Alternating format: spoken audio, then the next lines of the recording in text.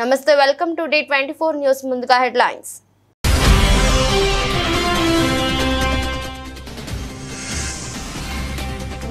స్వదేశీ నేరగాళ్లపై ట్రంప్ కన్ను విదేశీ జైళ్లకు పంపే ఆలోచనలో అమెరికా అధ్యక్షుడు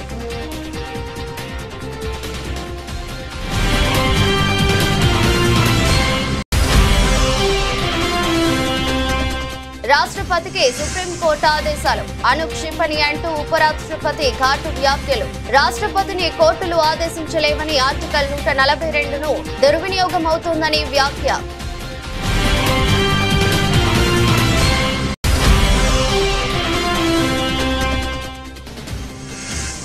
సోనీ సంస్థ ప్రధాన కార్యాలయానికి వెళ్లిన రేవంత్ రెడ్డి హైదరాబాద్ లో పెట్టుబడుల అవకాశాలపై వివరించిన ముఖ్యమంత్రి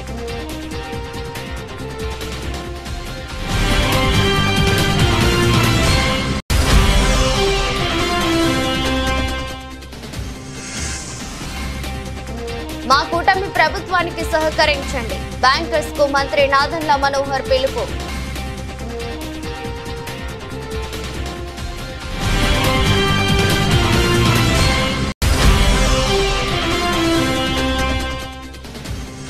మోదీ అమిత్ షా కిషన్ రెడ్డిలపై కాంగ్రెస్ నేతలు ఘాటు వ్యాఖ్యలు స్పందించిన బండి సంజయ్ కాంగ్రెస్ నేతల భాష దారుణంగా ఉందని మండిపాటు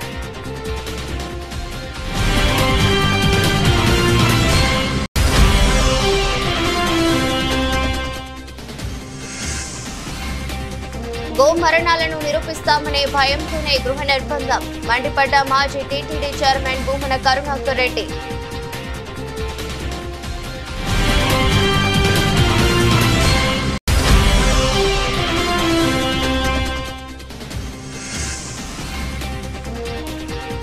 రోడ్డు మధ్యలో కుర్చీ వేసుకుని టీ తాగుతూ రీల్ కటకటాల వెనక్కి పంపిన పోలీసులు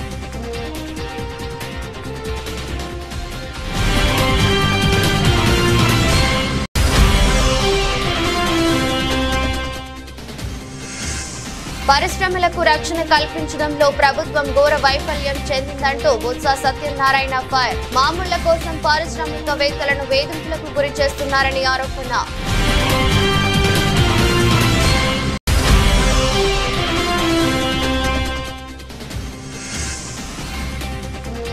హైదరాబాద్ లో పెరగనున్న మెట్రో రైలు ఛార్జీలు నష్టాలను తప్పించుకునేందుకు L&T సంస్థ కసరత్తులు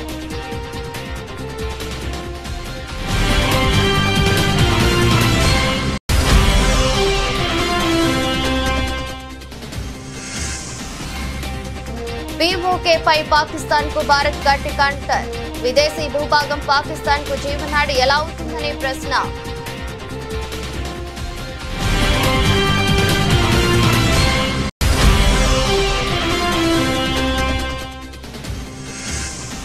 ఓదెలా 2 అంచనాలను నిజం చేసింది ఈ సినిమా సునామీ మొదలు కాబోతుందన్న దర్శకుడు సంపత్ నంది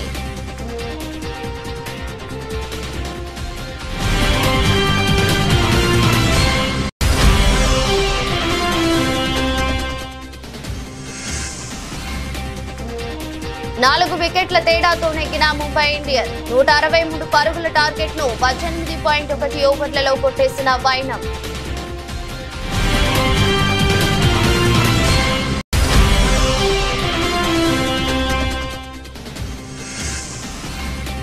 కేసరి 2 ఇంట్రో మిస్ అవ్వకండి అభిమానులకు అక్షయ్ రిక్వెస్ట్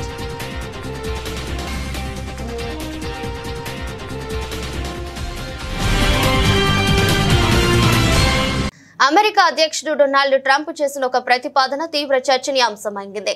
అమెరికా పౌరులైన కొందరు తీవ్ర నేరస్తులను విచారణ అనంతరం మధ్య అమెరికా దేశమైన ఎల్ సాల్వడార్లోని జైళ్లకు పంపే ఆలోచనను ట్రంప్ యాంత్రాంగం పరిశీలిస్తున్నట్లు తెలిపింది. ఈ ప్రతిపాదనపై రాజ్యాంగ నిపుణుల నుంచి తీవ్ర వ్యతిరేకత వ్యక్తమవుతుంది.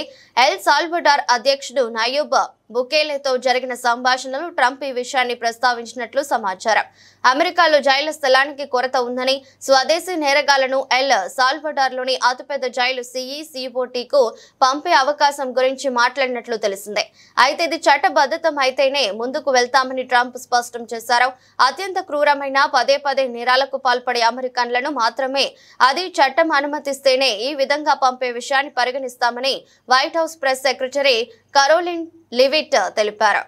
మరోవైపు అమెరికా పౌరులను ఇలా విదేశీ జైళ్లకు పంపడం పూర్తిగా రాజ్యాంగ విరుద్ధమని, పౌరుల ప్రాథమిక హక్కులను కాలరాయడమేనని న్యాయ నిపుణులు వాదిస్తున్నారు. పౌరులను బహిష్కరించడానికి అమెరికా చట్టాల్లో ఎలాంటి అధికారం లేదని వారు నొక్కి చెబుతున్నారు. భారత ఉపరాష్ట్రపతి జగదీప్ ధన్కర్ న్యాయ వ్యవస్థ పనితీరుపై సుప్రీంకోర్టు ఇటీవల ఇచ్చిన కొన్ని తీర్పులపై తీవ్ర అసంతృప్తి వ్యక్తం చేశారు. రాష్ట్రపతి, గవర్నర్లు బిల్లులను ఆమోదించడానికి సుప్రీంకోర్టు గడువు నిర్దేశించడాన్ని, అలాగే ఢిల్లీ హైకోర్టు న్యాయమూర్తి నివాసంలో భారీ నగదు పట్టుబడిన ఘటనపై దర్యాప్తు జరుగుతున్న తీరును ఆయన బహిరంగంగా ప్రశ్నించారు. రాజ్యసభ ఇంటర్నల్ 6వ బ్యాచ్ ను ఉద్దేశించి ప్రసంగించిన ధన్కర్ ఇటీవల సుప్రీంకోర్టు ఇచ్చిన తీర్పును ప్రస్తావిస్తూ రాష్ట్రపతికి కోర్టులు ఆదేశాలు జారీ చేసే పరిస్థితి ఉండకూడదని అన్నారు. రాజ్యాంగంలోని ఆర్టికల్ 142 న్యాయ వ్యవస్థ చేతిలో 24 గంటలు అందుబాటులో ఉండే అనుక్షిపణిగా మారిందని, ఇది ప్రజాస్వామ్య శక్తులకు వ్యతిరేకంగా ఉందని ఆయన ఘాటుగా వ్యాఖ్యానించారు. శాసనసభ రెండోసారి ఆమోదించిన బిల్లులపై రాష్ట్రపతి లేదా గవర్నర్ నిర్ణీత గడువులోగా నిర్ణయం తీసుకోవాలని, లేదంటే అవి చట్టాలుగా పరిగణించబడతాయని సుప్రీంకోర్టు తమిళనాడు కేసులో ఇటీవల పేర్కొన్న నేపథ్యంలో ఉపరాష్ట్రపతి ఈ వ్యాఖ్యలు చేయడం ప్రాధాన్యత సంతరించుకుంది. రాష్ట్రపతి విధులు కూడా ఆర్టికల్ 201 ప్రకారం న్యాయ సమీక్షకు లోబడి ఉంటాయని ఆ తీర్పులో ధర్మాసనం పేర్కొంది. మార్చి 14 నుండి 15 తేదీలో ఢిల్లీ హైకోర్టు న్యాయమూర్తి నివాసంలో భారీగా నగదు పట్టుబడిన ఘటనను కూడా ధన్కర్ ప్రస్తావించారు. ఈ ఘటన మార్చి 21న ఒక పత్రిక కథనంతో గానీ వెలుగులోకి రాలేదని, ఈ జాప్యం ఆమోదయోగ్యమేనా అని ప్రశ్నించారు. అయితే నెల రోజులు గడిచిన ఈ కేసులో పురోగతి లేకపోవడంపై ఆయన సంతృప్తి వ్యక్తం చేశారు. Let me take incidents that are most recent. They are dominating our minds. An event happened on the night of 14th and 15th of March in New Delhi at the residence of a judge. For 7 days, no one knew about it. We have to ask questions to ourselves. Is the delay explainable? Condonable? Does it not raise certain fundamental questions? In any ordinary situation, and ordinary situations define rule of law, things would have been different. It was only on 21st March, disclosure by a newspaper, that people of the country were shocked as never before.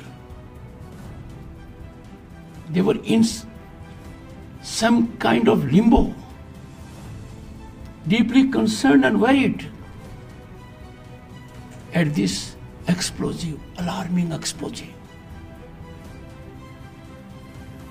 Thereafter, fortunately, in public domain, we had input from authoritative source, the Supreme Court of India, and the input indicated culpability.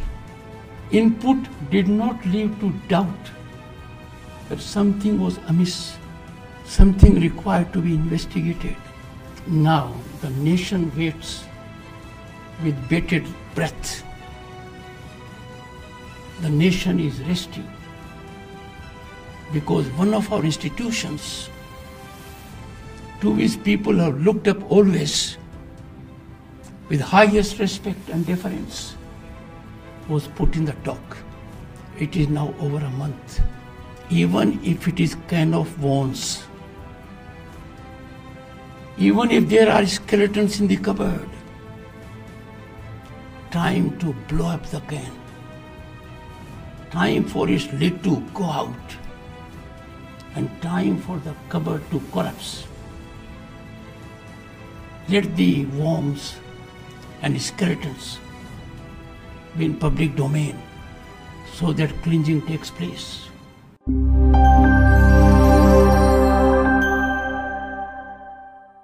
Japan పర్యటనలో ఉన్న తెలంగాణ ముఖ్యమంత్రి Revanth Reddy Tokyo మెట్రోను సందర్శించారు. Tokyo మెట్రోను 9 లైన్లతో అత్యాధునికంగా నిర్మించారు. దాని కార్యాచరణ, సాంకేతిక వినియోగాన్ని తెలంగాణ బృందం పరిశీలించింది. ప్రయాణికులకు అందిస్తున్న అత్యంత సౌకర్యవంతమైన సేవలను పరిశీలించింది. సోనీ సంస్థ ప్రధాన కార్యాలయాన్ని సందర్శించారు. సోనీ కంపెనీ యానిమేషన్ అనుబంధ సంస్థ క్రంచైరోల్ బృందాన్ని కలిసి చర్చలు జరిపారు. హైదరాబాద్ లో పెట్టుబడులకు ఉన్న అవకాశాలను వారికి వివరించారు. యానిమేషన్, విఎఫ్ఎక్స్, గేమింగ్ రంగాల్లో విషయాల్లో అనుకూలతలను వివరించారు. ఆ తర్వాత జపాన్ కంపెనీ మారుబేని ప్రతినిధుల బృందం ముఖ్యమంత్రితో భేటీ అయింది. ఫ్యూచర్ సిటీపై చర్చించారు. ఇందుకు నెక్స్ట్ జనరేషన్ ఇండస్ట్రియల్ పార్క్ ఏర్పాటుకు మారుబేని సంస్థ ముందుకొచ్చింది. ఈ మేరకు అధికారులు సంతకాలు చేశారు. ఫ్యూచర్ సిటీలో అభివృద్ధి చేసే మొదటి ప్రాజెక్ట్ ఇదేనని, ఈ ప్రాజెక్టు ద్వారా రాష్ట్రంలో ప్రత్యక్షంగా పరోక్షంగా 30,000 ఉద్యోగాలు వస్తాయని రేవంత్ రెడ్డి అన్నారు. జపాన్ ఇంటర్నేషనల్ కోఆపరేషన్ ఏజెన్సీ ప్రతినిధులతోనూ సమావేశమైన ముఖ్యమంత్రి తెలంగాణలో అభివృద్ధి పనులకు నిధుల సమీకరణపై చర్చించారు. మెట్రో రైలు 2వ దశ మూసి పునరుజ్జీవానికి ఆర్థిక సాయం కోరారు. ఓఆర్ఆర్, త్రిబుల్ అభివృద్ధికి కూడా ఆర్థిక సాయం కోరుతున్నారు.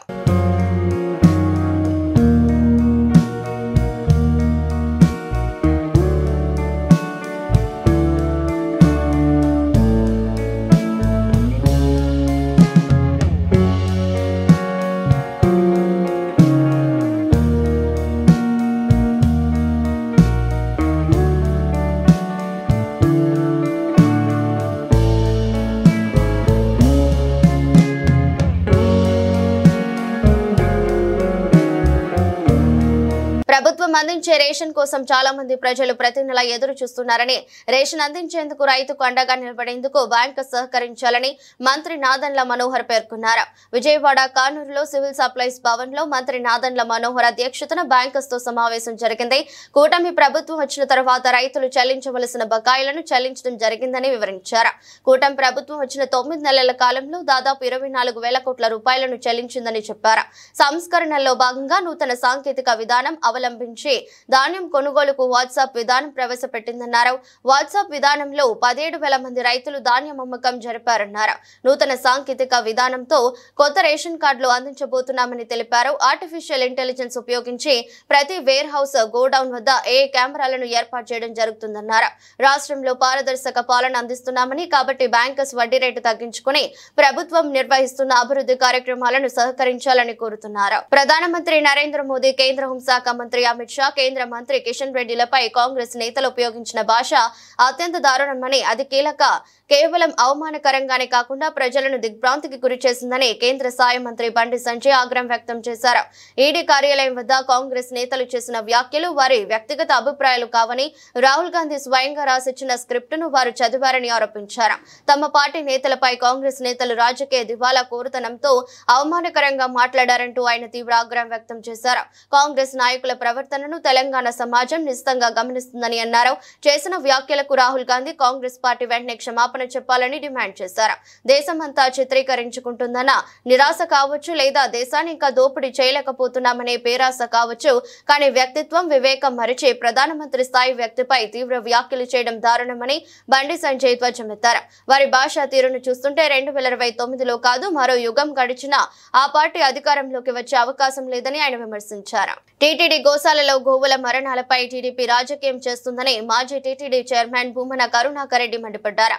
తిరుపతి క్యాంపు కార్యాలయంలో మీడియాతో మాట్లాడుతూ గోవుల మృతిని నిరూపిస్తారా అని టీడీపీ రాష్ట్ర అధ్యక్షుడు పల్ల శ్రీనివాసరావు విసిరిన సవాల్ను స్వీకరించి గోశాలకు వెళ్తున్న తనను పోలీసులతో బయటకు రానివ్వకుండా గృహ నిర్బంధం చేశారని ఆగ్రహం వ్యక్తం చేశారు. మరోవైపు సవాల్ చేసిన పల్ల శ్రీనివాసరావు తోక ముడిచి పత్తా లేకుండా పోయారని అన్నారు. ఒకవైపు ఇంటి నుంచి బయటకు రానివ్వకుండా వందల మంది పోలీసులను మోహరించారు. మరోవైపు టీడీపీ ఎమ్మెల్యేలు గోశాలకు వెళ్లి మేము రావటం లేదని చిల్లర రాజకీయం చేయడానికి ప్రయత్నించారని ధ్వజమెత్తారు. సాధు పుంగవులు, హిందూ ధార్మికవేత్తల సమక్షంలో టీడీపీ వారికి గోవుల మరణాలపై వాస్తవాలను నిరూపించేందుకు సిద్ధంగా ఉన్నామని సవాల్ చేశారు.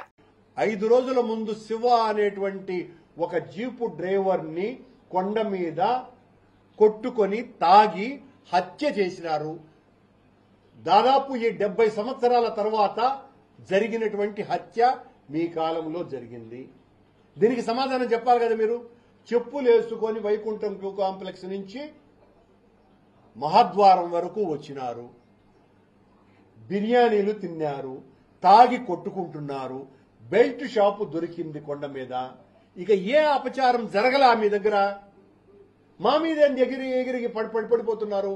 మేమేదో చాలా నేరగ్రస్తులైనటువంటి వ్యక్తులుగా. దీనికి సమాధానం ఇవ్వవలసినటువంటి బాధ్యత మీ మీద లేదా?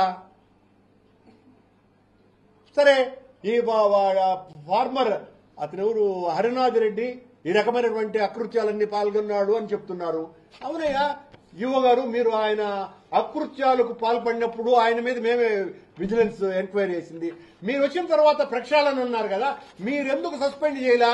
మొన్న తొక్కిసలాటలో ఎందుకు సస్పెండ్ చేశారు హర్నాథ్ రెడ్డిని? 8 నెలల పాటు ఎలా కొనసాగించినారు? ఒక తప్పును ఎత్తి చూపితే మా మీద దాడి చేయటానికే మీ సమయాన్నంతా కూడా వాడుతున్నారే తప్ప, నిన్న ఇన్ని మేము ప్రక్షాళన చేసినామని చెప్పినారు. మొన్న రాత్రి డ్రోన్ ఎగిరింది. ఏమన్నా అంటే మీ కాలంలో ఎగరలేదా, మీ కాలంలో చేయలేదా, మీరు చేసిందంత తప్పు. అవునయ్యా, మా కాలంలో కూడా మీరు చర్చి కట్టినారు అని చెప్పినారు. మీరు వచ్చి అధికారంలో 10 నెలలైంది. చర్చి ఎక్కడ కట్టినారో చెప్పకుండా ఎందుకయ్యా మీరు నిరూపించగలిగిపోయినారు? మా కాలంలో మేము వెంకటేశ్వర స్వామి ఆ బ్రహ్మోత్సవాలకు ఎలక్ట్రికల్ పోల్స్ పెడితే సిలువల్లాగా ఉన్నాయని ప్రచారం చేసినారు. ఎక్కడయ్యా సిలువల్లాగా ఉన్నాయి? ఇలా ఎన్ని రకాలైనటువంటి అబద్దాలతో ఈ అబద్దపు ప్రాపగండా చేసి ప్రజలను నమ్మించి మీరు అధికారంలోకి వచ్చినారు. మేము ఈ రోజున మీరు చేస్తున్నటువంటి జరుగుతున్నటువంటి యథార్థ ఘటనల్ని వెలికి తీసి చూపిస్తే మేము రాజకీయం చేసిన వాళ్ళమా? రద్దీగా ఉన్న రోడ్డు మధ్యలో కుర్చీ వేసుకుని టీ తాగుతూ రీల్స్ చేసిన యువకుడిని పోలీసులు కటకటాల వెనక్కి పంపారు. బెంగళూరులోని మగడి రోడ్డులో జరిగింది ఘటన. ఈ నెల 12న ఓ యువకుడు రోడ్డు మధ్యలో కుర్చీ వేసుకుని టీ తాగుతూ రీల్ చేశాడు.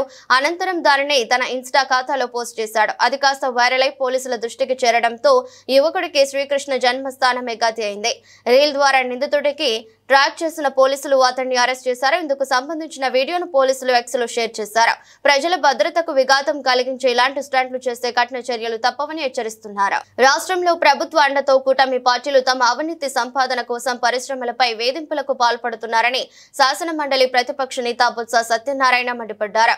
విశాఖపట్నం క్యాంపు కార్యాలయంలో మాజీ మంత్రి గుడివాడ అమర్నాథ్, మాజీ ఎమ్మెల్యేలు కరణం ధర్మశ్రీ, తైనాల విజయ్ కుమార్లతో కలిసి మీడియాతో మాట్లాడారు. కూటమి పార్టీ నేతల అరాచకాలతో రాష్ట్రంలోని పరిశ్రమల మనుగడే ప్రశ్నార్థకంగా మారిందని ఈ సందర్భంగా బొత్స సత్యనారాయణ ఆగ్రహం వ్యక్తం చేశారు.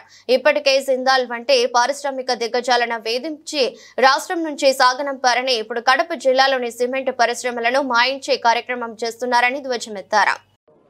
మీరు వచ్చి దాన్ని చెరగొట్టండి అర్థం, వాళ్ళ మీద దౌర్జన్యం చేయడం అర్థం. మరి వాళ్ళు లిపేట వాళ్ళు ఉన్నట్టుగా ఉంది. నాకు ఓ పత్రిక చూస్తే, టీవీలు చూస్తే ఎక్కడో ఒక దగ్గర ఇంకో ఆ సిమెంట్ పరిశ్రమని అక్కడ వచ్చి బస్సాకు వచ్చి 10 రూపాయలు ఇమ్మన్నారు, 20 రూపాయలు ఇమ్మన్నారు, లేకపోతే పరిశ్రమను ఆపిమ్మన్నారు అని 1-2 పరిశ్రమలు వచ్చి పల్నాడు జిల్లాలో ఆపిన పరిస్థితి మనందరికీ తెలుసు. నేను రోజున కడపలో అక్కడ జరుగుతున్న ఆ సిమెంట్ పరిశ్రమ మీద దౌర్జన్యం తెలుసు. ఒక 3-4 నెలల కిందట ఆ ప్రాంతంలో ఉన్న విద్యుత్ ఉత్పత్తి చేస్తున్న దాని దగ్గర నుంచి ఆ యాష్ గురించి పడిన గొడవలు మనందరికీ తెలుసు. అంతకుముందు అనంతపూర్లో జరిగిన సంఘటన మనకు తెలుసు. 1 కాదు 2 కాదు. లేకపోతే కృష్ణపట్నంలో అవుట్ సోర్స్ ఉద్యోగులు తీసుకుంటుంటే అక్కడ స్థానిక నాయకులు ఏ రకంగా ఆ ప్రాజెక్ట్ జనరల్ మేనేజర్ మీద ఏ రకంగా దౌర్జన్యం చేసి ఏం చేస్తారో తెలుసు. అంతెందుకు మన పక్కనున్న హెచ్ఎల్లో ఉన్న యూపీ బీర్ ఫ్యాక్టరీని ఏ విధంగా దౌర్జన్యం చేసి మాకు వెళ్తున్న మీ ప్రిన్సిపల్ కోర్టుకి 1 లారీకి ఎంత ఇవ్వాలి, లేకపోతే నెలకి ఎంత ఇవ్వాలి అని ఆ స్థానికంగా ఉన్న ఆ ప్రజాప్రతినిధులు ఏ విధంగా అక్కడ దౌర్జన్యం చేస్తారో మనం చూసాం.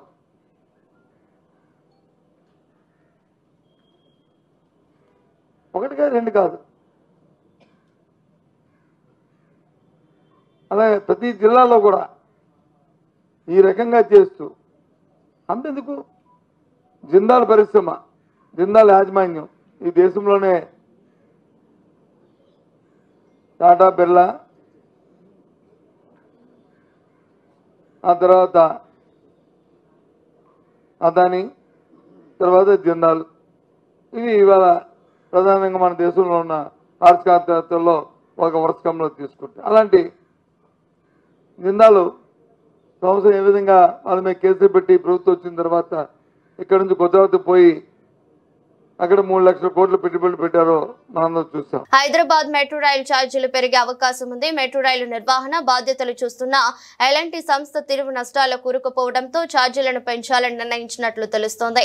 ఇదివరకే బెంగళూరు మెట్రో ఛార్జీలను 44% మేర పెంచారు. ఈ నేపథ్యంలో హైదరాబాద్ లో ఛార్జీలను ఎంత పెంచాలనే అంశంపై ఎల్ఎన్టీ కసరత్తులు చేస్తుంది. ఇందులో భాగంగానే హాలిడే సేవర్ కార్డు, మెట్రో కార్డుపై లభించే 10% డిస్కౌంట్ ను తొలగించింది.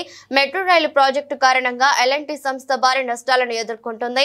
సంస్థ వెల్లడించిన వివరాల ప్రకారం సుమారు 6,500 కోట్ల నష్టం వాటిల్లినట్లు సమాచారం. ఛార్జీల పెంపుదల కోసం ఎల్ఎన్టీ గతంలోనే ప్రభుత్వానికి ప్రతిపాదన పంపింది. అయితే పలు కారణాల వల్ల ప్రభుత్వం ఆ ప్రతిపాదనకు అంగీకరించలేదు. చట్టవిరుద్ధంగా ఆక్రమించుకున్న భూభాగాన్ని ఖాళీ చేయడమే కాశ్మీర్ తో పాకిస్తాన్ కు ఏకైక సంబంధమని భారత విదేశాంగ శాఖ ప్రతినిధి రణధీర్ జైస్వాల్ స్పష్టం చేశారు. కాశ్మీర్ తమకు జీవనాడి అంటూ పాకిస్తాన్ ఆర్మీ చీఫ్ చేసిన వ్యాఖ్యలపై భారత్ గట్టిగా స్పందించింది. విదేశీ భూభాగం పాకిస్తాన్ కు జీవనాడి ఎలా అవుతుందని ప్రశ్నించింది. కాశ్మీర్ భారత భూభాగం అని తేల్చి చెప్పింది. పాకిస్తాన్ రాజధాని ఇస్లామాబాద్ లో జరిగిన ఓ కార్యక్రమంలో ఆ దేశ ఆర్మీ చీఫ్ అసిమా మునీర్ మాట్లాడుతూ కాశ్మీర్ విషయంలో తమ వైఖరి సరైనదేనని అన్నారు. కాశ్మీర్ ను ఎప్పటికీ మర్చిపోలేమని వ్యాఖ్యానించారు. ఈ వ్యాఖ్యలపై భారత్ పై విధంగా స్పందించింది. పాక్ ఆక్రమిత కాశ్మీర్ లేకుండా జమ్మూ కాశ్మీర్ అసంపూర్ణమని గతంలో కేంద్ర మంత్రి రాజ్నాథ్ సింగ్ అన్నారు. పాకిస్తాన్ అక్కడ ఉగ్రవాద శిక్షణ శిబిరాలు నిర్వహిస్తుందని ఆరోపించారు. పాకిస్తాన్ కు పీఓకే విదేశీ భూభాగమే అవుతుందని, అందుకే ఆ ప్రాంతంలో ఉగ్రవాద కార్యకలాపాలు సాగిస్తుందని అన్నారు. ఓదెల సినిమాపై తాము పెట్టుకున్న అంచనాలన్నీ నిజమయ్యాయని, నాగసాధువుగా తమన్నా పర్ఫార్మెన్స్ హైలైట్ గా నిలుస్తుందని ముందే చెప్పానంటూ దర్శకుడు సంపత్ నంది తెలిపారు. సినిమా చూసిన ఆడియన్స్ కూడా అదే మాట అంటున్నారని, శుక్రవారం నుంచి ఈ సినిమా సునామీ మొదలు కాబోతున్నది. శివశక్తిగా తమన్నా చేసే రచ్చ అప్పుడే ఆరంభమవుతుంది అన్నారు అగ్ర దర్శకుడు. ఆయన క్రియేటర్ గా వ్యవహరించగా తమన్నా ప్రధాన పాత్రలో నటించిన ఊదలాటు గురువారం ప్రేక్షకుల ముందుకొచ్చింది. మధు నిర్మించిన ఈ చిత్రానికి అశోక్ తేజ దర్శకుడు గురువారం సాయంత్రం హైదరాబాద్ లో సక్సెస్ మీట్ నిర్వహించారు. ఈ సందర్భంగా సంపత్ నంది మాట్లాడుతూ క్లైమాక్స్ లో వచ్చే ఎపిసోడ్స్ ప్రేక్షకుల్ని మంత్రముగ్ధుల్ని చేస్తాయని, ఫ్యామిలీ అంతా కలిసి చూడాల్సిన సినిమా ఇదని అన్నారు. థియేటర్ లో ప్రేక్షకులతో కలిసి ఈ సినిమా చూశారని, మహిళలకు ఈ సినిమా బాగా కనెక్ట్ అయిందని, ఆధ్యాత్మికత మూర్తి భావించిన నాగ సాధువుగా తమన్నా పాత్ర ప్రతి ఒక్కరిని మెస్మరైజ్ చేస్తుందని నిర్మాత మధు ఆనందం వ్యక్తం చేశారు. తన కెరీర్ లో ఎప్పటికీ గుర్తుండిపోయే సినిమా అని తెలిపారు. సన్ రైజర్స్ హైదరాబాద్ జట్టు పరిస్థితి మళ్లీ మొదటికి వచ్చింది. ముంబై ఇండియన్స్ తో జరిగిన మ్యాచ్ లో సన్ రైజర్స్ ఓటమి పాలైంది. వాంఖేడే స్టేడియంలో ఆసక్తికరంగా జరిగిన మ్యాచ్ లో ముంబై ఇండియన్స్ 4 వికెట్ల తేడాతో నెగ్గారు. ఈ మ్యాచ్ లో టాస్ ఓడి మొదట బ్యాటింగ్ చేసిన సన్ రైజర్స్ నిర్ణీత 20 ఓవర్లలో 5 వికెట్లకు 162 పరుగులు చేశారు. అనంతరం 163 పరుగుల లక్ష్య ఛేదనలో ముంబై 18.1 ఓవర్లలో 6 వికెట్లకు 166 పరుగులు చేసి విజయ భేరి మోగించింది. Ryan Rickelton 21, Rohit Sharma 26, Will Jacks 36, Suryakumar Yadav 26, Tilak Varma 21, captain Hardik Pandya 21 పరుగులు చేశారు. ఆఖర్లో ముంబై ఇండియన్స్ ఒకే ఓవర్లలో 2 వికెట్లు కోల్పోయింది. అప్పటికి విజయానికి కావాల్సింది 1 పరుగే. Sunrisers pacer Eshan Malinga ఓవర్లలో హార్దిక్ పాండ్యా, నమన్ ధీర్లను అవుట్ చేశాడు. అయితే ఆ తర్వాత ఓవర్లో తిలక్ వర్మ 4 కొట్టడంతో ముంబై విజయం సాధించింది. సన్ రైజర్స్ బౌలర్లలో captain Pat Cummins 3, Ishan Malinga 2, Harshal Patel 1 wicket తీశారు. బాలీవుడ్ నటుడు అక్షయ్ కుమార్ ప్రధాన పాత్రలో నటిస్తున్న తాజా చిత్రం Kesari chapter 2 untold story of Jallianwala Bagh అనేది ట్యాగ్ లైన్. మాధవన్, రెజీనా కసాండ్రా, అనన్య పాండే కీలక పాత్రల్లో నటిస్తున్నారు. ఈ సినిమాకు కరణ్ సింగ్ త్యాగి దర్శకత్వం వహిస్తుండగా ధర్మ ప్రొడక్షన్స్ బ్యానర్ పై కరణ్ జోహర్ ఈ సినిమా నిర్మిస్తున్నారు. సమ్మర్ కానుకగా ఈ చిత్రం నేడు ప్రేక్షకుల ముందుకు వచ్చింది. అయితే ఈ సినిమాకు సంబంధించి అభిమానులకు ఒక రిక్వెస్ట్ చేశాడు అక్షయ్ కుమార్. ఈ సినిమా చూసేవారు ఇంట్రో మిస్ అవ్వకండంటూ తెలిపాడు. సినిమా చూడటానికి వచ్చే వారందరికీ నా విజ్ఞప్తి ఏంటంటే దయచేసి కేసరి 2 ఇంట్రో మిస్ అవ్వకండి. ఈ సినిమాలో మొదటి 10 నిమిషాలు చాలా ముఖ్యమైనవి. మీ కెమెరా ద్వారా ఇది ప్రతి ఒక్కరికి చేరుతుందని నాకు నమ్మకం ఉంది. ఈ సినిమా చూడాలని నిర్ణయించుకున్న వారు ఆలస్యంగా రాకూడదని తెలుసుకోవాలి, సరైన సమయంలో రావాలి. ఈ సినిమా యొక్క కథ 10 నిమిషాల నుంచే ప్రారంభమవుతుందంటూ అక్షయ్ చెప్పుకొచ్చారు. వార్తలు ముగించే ముందు మరోసారి హెడ్లైన్స్.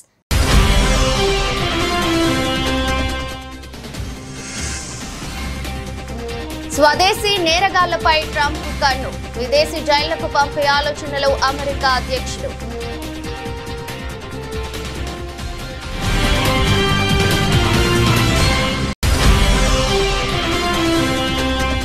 రాష్ట్రపతికి సుప్రీంకోర్టు ఆదేశాలు, అనుక్షిపణి అంటూ ఉపరాష్ట్రపతి ఘాటు వ్యాఖ్యలు. రాష్ట్రపతిని కోర్టులు ఆదేశించలేవని ఆర్టికల్ 142ను దుర్వినియోగం అవుతోందని వ్యాఖ్య.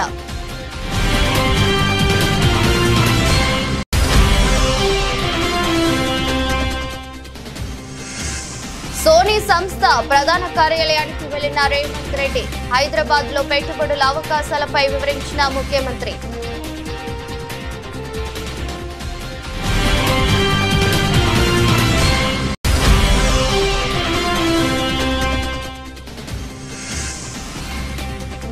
మా కూటమి ప్రభుత్వానికి సహకరించండి, బ్యాంకర్స్ కు మంత్రి నాదెండ్ల మనోహర్ పిలుపు.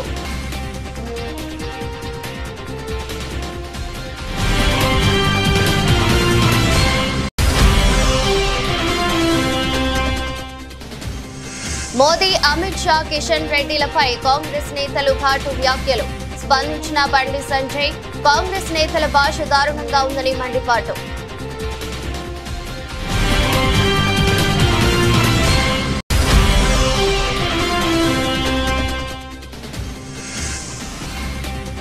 గో మరణాలను నిరూపిస్తామనే భయంతోనే గృహ నిర్బంధం, మండిపడ్డ మాజీ టీటీడీ చైర్మన్ భూమన కరుణాకర్ రెడ్డి.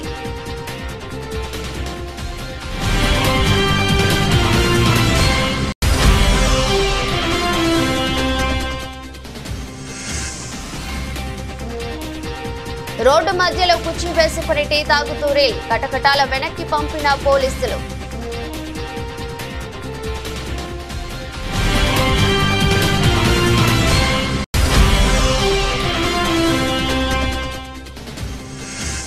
పరిశ్రమలకు రక్షణ కల్పించడంలో ప్రభుత్వం ఘోర వైఫల్యం చెందిందంటూ బొత్స సత్యనారాయణ ఫైర్. మామూళ్ల కోసం పారిశ్రామికవేత్తలను వేధింపులకు గురి చేస్తున్నారని ఆరోపణ.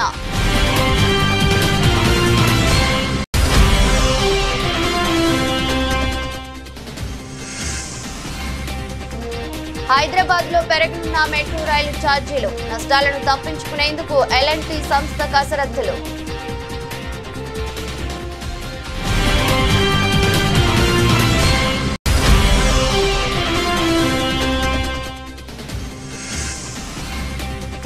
POK పై పాకిస్తాన్ కు భారత్ గట్టి కౌంటర్, విదేశీ భూభాగం పాకిస్తాన్ కు జీవనాడి ఎలా అవుతుందనే ప్రశ్న.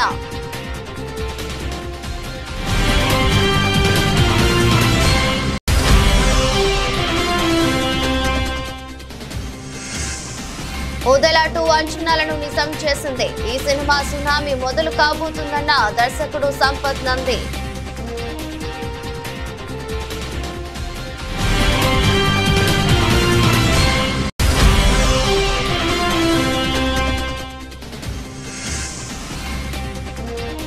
నాలుగు వికెట్ల తేడాతో నెగ్గిన ముంబై ఇండియన్స్ 163 పరుగుల టార్గెట్ ను 18.1 ఓవర్లలో కొట్టేసిన వైనం.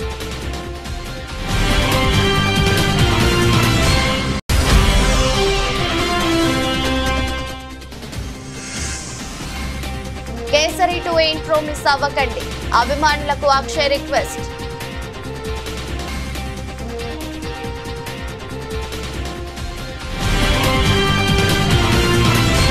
ఇది రెస్ట్ బులెటిన్. మరో బులెటిన్లో మళ్ళీ కలుద్దాం. అంతవరకు సెలవు, నమస్కారం.